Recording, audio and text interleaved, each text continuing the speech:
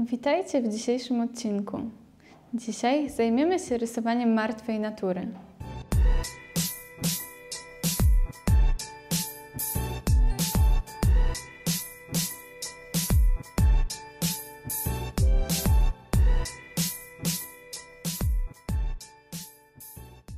Żeby rysować martwą naturę i żeby rysować ją z rzeczywistości, trzeba nauczyć się mierzenia proporcji.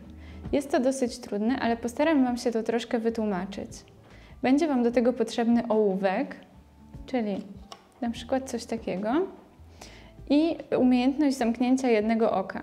Więc będziecie wyciągać rękę i trzymając ołówek na prosto, tak jakby był cały czas na kartce, będziecie się starali umieścić go, czyli przekręcić w ten sposób, żeby zrównał Wam się z jakąś linią, która jest w rzeczywistości, na przykład linią stołu, czy jakąś taką krzywizną. W ten sposób, jak uzyskacie tą krzywiznę, możecie przenieść ją na papier i rysować te rzeczy pod odpowiednim kątem. Podobnie będziemy mierzyć wielkości, łapiąc sobie ołówkiem część, zaznaczając górną część naszego przedmiotu tutaj tym i dolną paznokciem albo palcem. I te proporcje również będziemy przenosić na kartkę. Martwa natura jest zbiorem przedmiotów, które ktoś sobie ustawił w rzeczywistości i zamierza rysować. Czyli na przykład mogłabym wziąć tutaj tą temperówkę, spinacz i jeszcze kilka przedmiotów, ustawić je ze sobą i będzie to właśnie martwa natura. Czyli jakieś nieżywe przedmioty, które sobie leżą w rzeczywistości i mogę je narysować, namalować, sfotografować. Przy rysowaniu martwej natury musicie zwrócić uwagę na światłocienie, czyli miejsca na przedmiotach w rzeczywistości, które są jaśniejsze lub które są ciemniejsze, nie tylko ze względu na swój kolor, ale też na światło, które pada. Tam, gdzie pada światło, tam zazwyczaj zaraz tworzy się też cień. I te rzeczy trzeba na rysunku pokazać, żeby wyglądał on w miarę realistycznie. Pokazywałam Wam to już przy rysowaniu myszki, jak się robi takie światłocienie. Także przejdźmy do rysowania martwej natury. To tak jak mówiłam, mierzenie kątów, czyli na przykład kątu tutaj tej miseczki. Wyobraźcie sobie, że w rzeczywistości jest ona tutaj. I chciałabym przenieść tą linię tu do siebie. Łapię sobie ten kąt, czyli ustawiam ołówek, w rzeczywistości byłby wyciągnięty przed siebie, tak, żeby był na płasko na kartce, czyli nie jakoś tak, nie tak, tylko na płasko i przenoszę sobie, nie ruszając za bardzo ręką, tu. I wtedy można go tutaj narysować. Tak samo będzie z tym, jakbym chciała przenieść tu i narysować. Tak, tak. I tego pilnujcie i w momencie jak rysujecie, to sprawdzajcie po kilka razy, czy dobrze Wam wyszło. Na pewno jeżeli coś na rysunku nie będzie się zgadzać, to narysowaliście coś w złym miejscu, zbyt wysoko, zbyt nisko lub właśnie pod złym kątem. Więc wtedy sprawdźcie sobie kąty różnych rzeczy, czyli głównie takie, to, czy wielkości, dokąd sięga ta pomarańcz, czy dokąd sięga ten granat i wtedy wszystko powinno być ok. Rysowanie martwej natury zaczynam od zaznaczenia sobie przedmiotów, tego gdzie mniej więcej są. Muszę na pewno zaznaczyć tło, w tym przypadku stolik, którego zaraz narysuję linię i następnie do tego stolika, tutaj jest linia stolika, dopasowuję te przedmioty albo stolik do przedmiotów, jak tutaj w przypadku tego. Spójrzcie, w jaki sposób umieszczone są owoce w misce. One muszą ponad tą miskę wystawać. Sprawdzam sobie dokładnie, dokąd na przykład sięga granat w stosunku do tego dzbaneczka.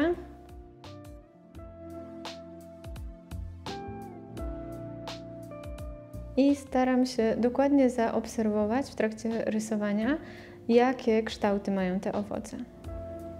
Dzbanek wyrysowałam już w miarę dokładnie, ale kredkami będę go jeszcze troszkę poprawiać.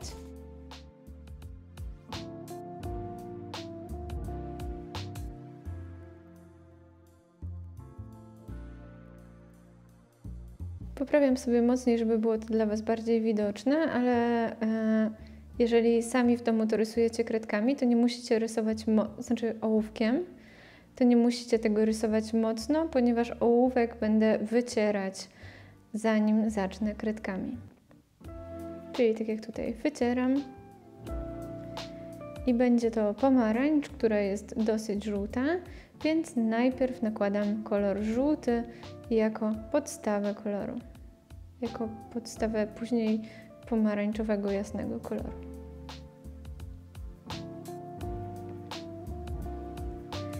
I od razu możecie zobaczyć, zaznaczyłam sobie miejsce, w którym jest światło. Owoce zazwyczaj są dosyć taką śliską strukturę mają, więc gdzieś te światełka są na nich dosyć mocne i to jest właśnie to białe miejsce, które ja zostawiłam. Zaczynam teraz też mieszać pomarańczowe, ale dosyć delikatnie, tak żeby nie było za mocno. I będę tutaj pracować głównie na tych żółtych, a dodawać tylko odrobinkę pomarańczy.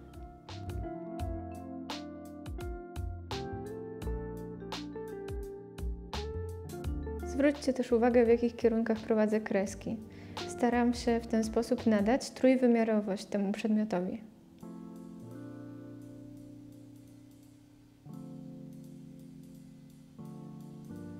Do zaznaczenia ciemniejszych miejsc wezmę brązy i później troszkę niebieskiego. Tutaj nie będę używać czarnego, ponieważ sama pomarańcz jest bardzo jasna i nie ma na niej aż tak mocnych cieni.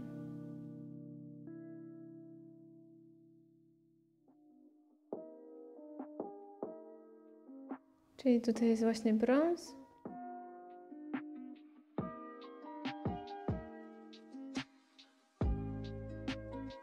I odrobinę niebieskiego. Dodałam tło, żebyście zobaczyli, jak ten żółty kolor będzie później świecił. Na samej białej kartce on nie świeci, ale w momencie, kiedy mamy już ciemniejsze tło, to widzimy ładne świecenie. I teraz jabłuszko. Zielone, ale również dosyć jasne, więc potrzebujemy dużo żółtego. Jabłka zazwyczaj mają dosyć dużo żółtego koloru, nie są wcale czerwono-zielone.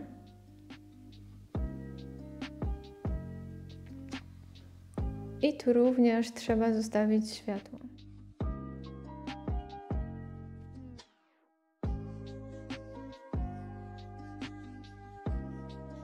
Jak zrobicie takie światełko, to najlepiej obrysujcie je sobie jeszcze troszkę ciemniejszym kolorem, żeby go nie zgubić.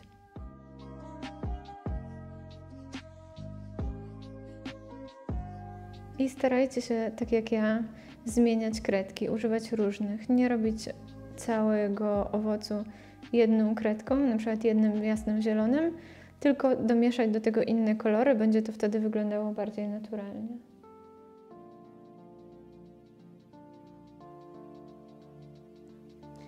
Do cienia tutaj użyję brązu, znowu troszkę niebieskiego.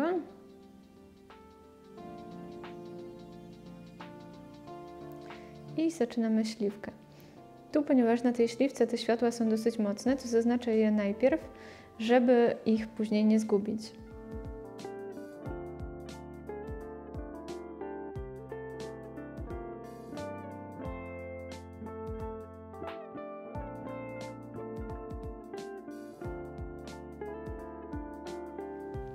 I w przypadku śliwki, ponieważ ona ma dosyć ciemny kolor, to będę już używać czerni.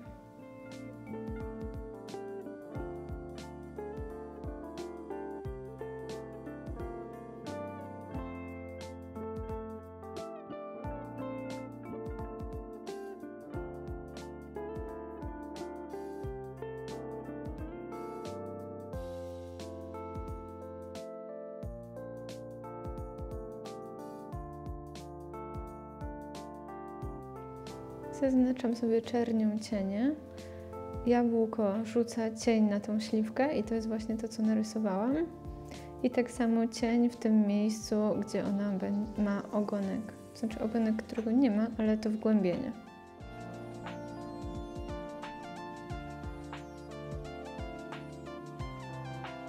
Cały czas pracuję na kredce fioletowej, czerwonej i czarnej. A żeby ocieplić później moją śliwkę, dodam troszkę pomarańczu.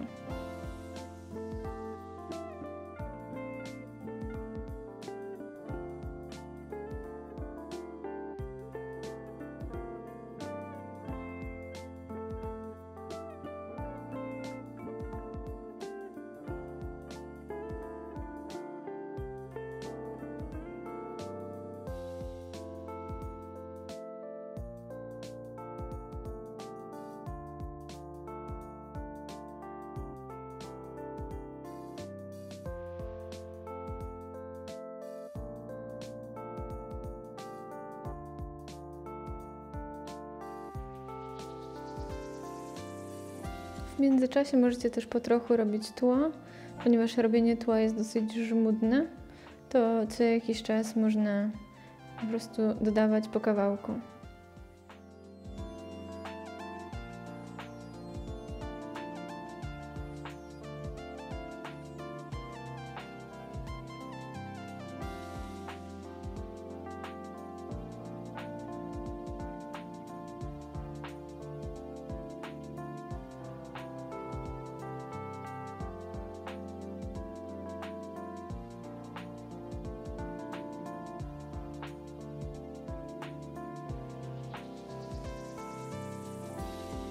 I jak robię granat, to od razu pokazuję Wam te linie, które będą tworzyć jego trójwymiarowość. Zwróćcie uwagę, jak one są prowadzone i spróbujcie poprowadzić tak samo. To sprawi, że ten owoc później nie będzie wydawał się płaski.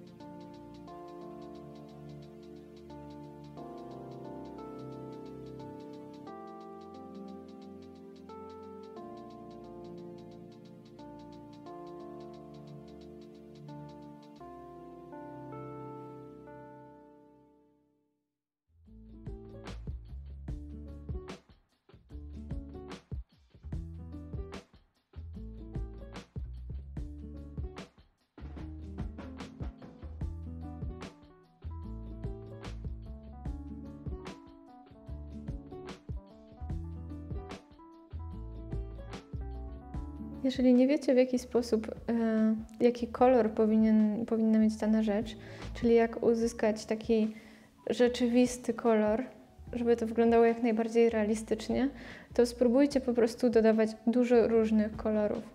W miarę jak będziecie tak robić, to zaczniecie widzieć, że na przykład ten kolor sprawia, że to wygląda bardziej realistycznie, a ten, że mniej realistycznie.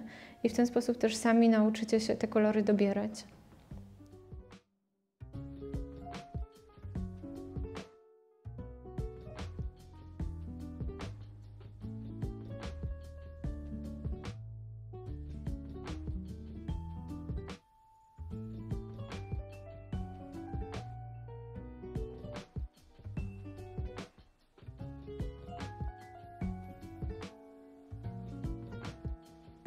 Nie róbcie też kredkami od razu bardzo mocno, bo jeżeli jest za mocno, to bardzo ciężko będzie to wytrzeć, a jak robicie tak delikatnie, w miarę normalnie nakładając warstwa po warstwie, to tym gumką w ołówku na spokojnie to wytrzecie.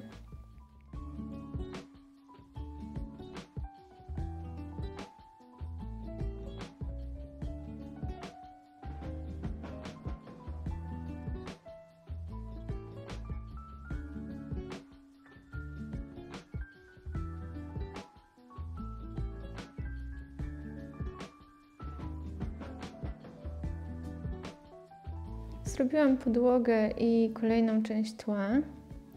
Jak widzicie, ta podłoga na razie nie ma światłocienia, dodam go później. Do tła używam nie tylko czarnego, ale też brązowego, żeby troszkę to ocieplić.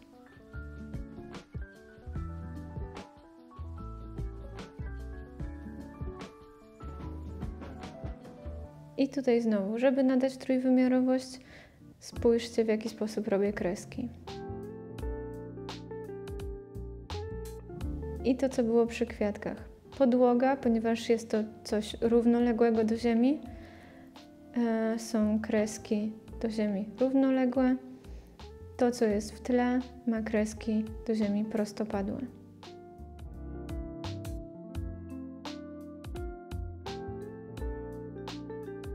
Jeżeli w tle zrobiłabym też kreski równoległe do ziemi, mogłoby to wyglądać po prostu jak przedłużenie stolika.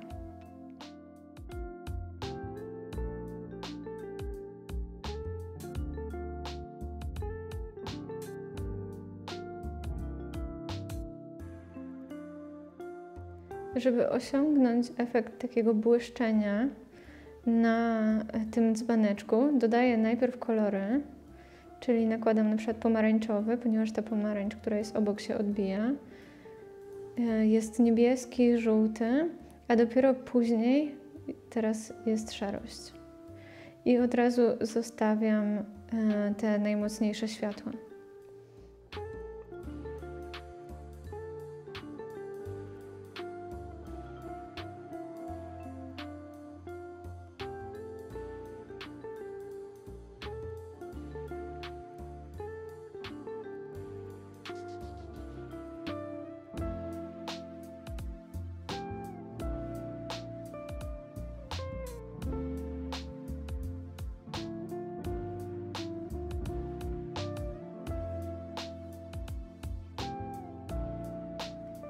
W trakcie rysowania starajcie się też zwrócić uwagę na to, gdzie są największe czernie, żeby nie zrobić wszystkich tak samo.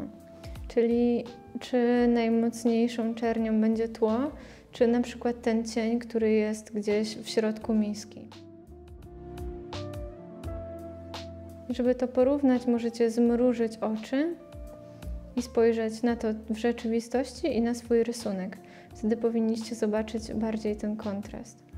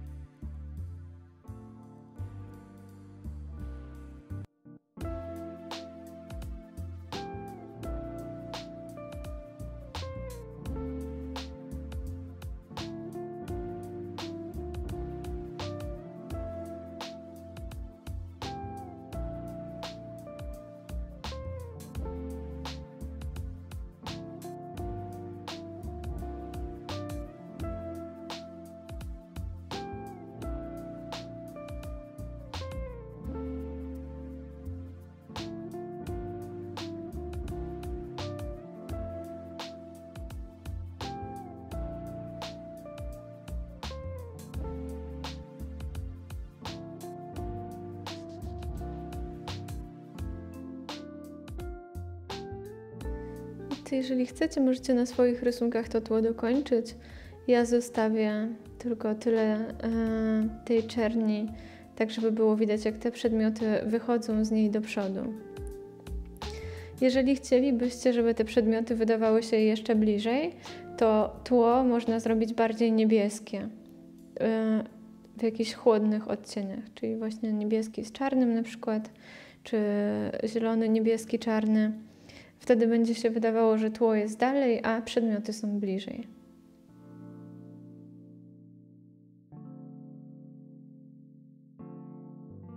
Dziękuję, że byliście ze mną. Zapraszam Was do obserwowania nas na Instagramie i Facebooku oraz zasubskrybowania tego kanału na YouTubie. Pamiętajcie, że kursy online to nie to samo, co zajęcia stacjonarne z prowadzącym. Dlatego jeżeli macie z czymś problem, zapraszam Was do naszych szkół rysunku Silart.